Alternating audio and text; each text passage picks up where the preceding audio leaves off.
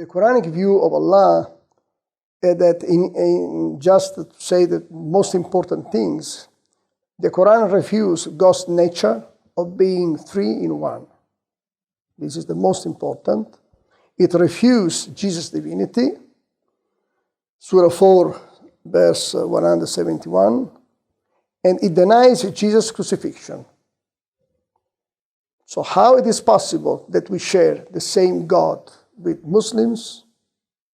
Are the Muslims happy to admit they share the same God with us when we claim, as the Bible says, that Jesus is the Son of God? That is one most important point.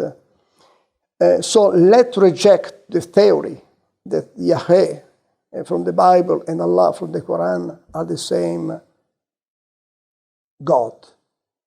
Because the Bible teaches about only one God, but yet is a triune God in one.